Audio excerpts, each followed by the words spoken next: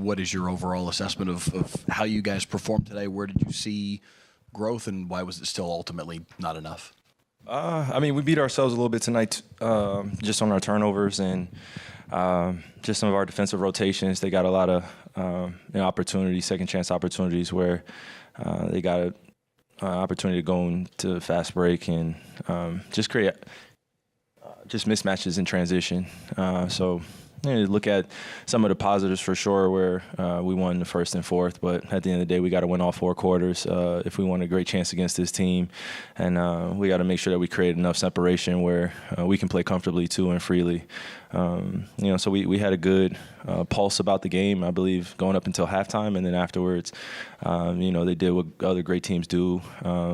Where they put their foot on the gas pedal, started pushing a little bit more, penetrating down the lane a little bit more, and creating some opportunities at the free throw line. So, and they converted them tonight, 19 for 20. So you got to give them credit. They definitely picked up their defensive pressure, but I feel like we got some great looks as well. So it's definitely a great test for us. They did what they had to do. They won both games at home. Now it's our job to go home and win both games at home. Front row, Valencia. Valencia King, Real Talk Sports out of Dallas. Thank you for your time, Kyrie. Home court advantage is something that gets talked about a lot, especially from a media standpoint. As a player, is that something that you guys can lean into as the series shifts back to Dallas? Yeah, you want to take advantage of playing in front of your home crowd, feeling confident, and being able to play in a familiar place. And like I said, they handled what they were supposed to do first 2 games, and now it's our job to go home and handle our business. But you got to give them credit. They kept competing. We kept competing.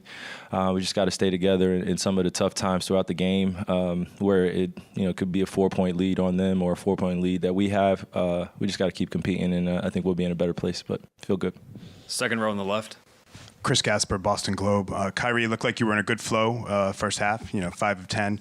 Second half, 2 of 8. Did they change anything in terms of the way they defended you? And also, through the 2 games, you got some really good looks from 3. Do you feel like it's only a matter of time before those go down? Yeah, that's the confidence that I have in myself. A lot of shots were hitting the back rim that could piss you off as a competitor. But it's all part of the game of basketball, and you got to accept the ups and downs of this. That's the I would say the toughest challenge when you're in a series. You want to play extremely well, especially when you're playing in the finals. A little disappointed in myself not being able to convert a lot more of my opportunities that I have in the lane.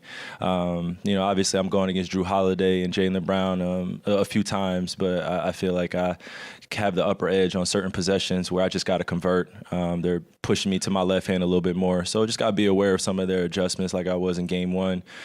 Felt good in the first half, but in the second half, just shots weren't going down. And defensively, I was out of position, got some ticky-tack fouls, and just kind of took away from our flow of the game as well. It wasn't just all on me, but I'm definitely taking the majority of it just because, my teammates look to me to convert a lot of these shots and ease the burden, not only just Luka, but everyone else, and settle our team. We've definitely made our identity on defensive end, but now offensively, I got to play better.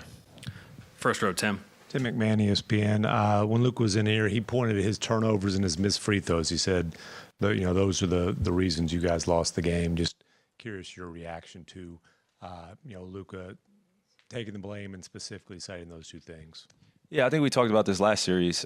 He did something similar, but when you're in the finals and you're taking the brunt of the accountability, he definitely, he's in the right for wanting to single himself out, but this is a team game. He's not alone, and we're going to tell him that. But as expected, he's fresh off the court. He's spilling into these emotions. He feels like he could have played better, just like me. I would take a brunt of that responsibility. The first 2 games weren't the best for me, especially him scoring 25-plus points, getting rebounds, getting assists, doing the intangibles. And, for me, I've always felt responsible for getting other guys comfortable out there too. So, it's on all of us, man. I'm pretty sure if you hear what everybody has to say, they'll say that they can do something better. But I think the message right now is just get our bearings together. We lost by 7 points. We don't want to take the total or the total number, back home and say we're proud of that. Not. We don't want to do that. We want to go home and be prepared to win games. And in order to do that, we got to be ready to defend this good Boston Celtics team, man. Second row on the right. Michael Pina, The Ringer. Kyrie, how important is it for you guys to attack and transition a little bit more and avoid half-court offense? Your output with fast break points in games 1 and 2 were the lowest so far of the postseason for you guys. Yeah, it's just adjusting to the pace. They're playing a great style of basketball, a great brand of basketball where they're pushing in transition. Sometimes those opportunities don't come as often or as easy. They have guys back loaded. They have a lot of guys that are athletic that are running back in transition. You saw when PJ had an opportunity to cut it to 5. You saw Derek White, contest him at the rim. You saw Derek White over there again contesting against D. Lively. Even though he got dunked on, he still came over there and contested, and that's what they've been doing. They have a lot of pride on that end, and they're not going to make it easy on us. So in the fast break component, we definitely can create more opportunities for ourselves when we're in Dallas, and look forward to doing that. Second row, Vinny. Kyrie, Vince Goodwill, Yahoo Sports. And towards the end of the third quarter, you cut the lead to 6. Peyton Pritchard hits that half-court buzzer beater. And then the Luka play where Drew jumps in the passing lane, they get the steal, they get a 3 out of it. Does it feel like you're close and those plays, those moments just sort of tilt the scales just that much more away from you guys? Yeah, I just chalk that up to just being in Boston, man.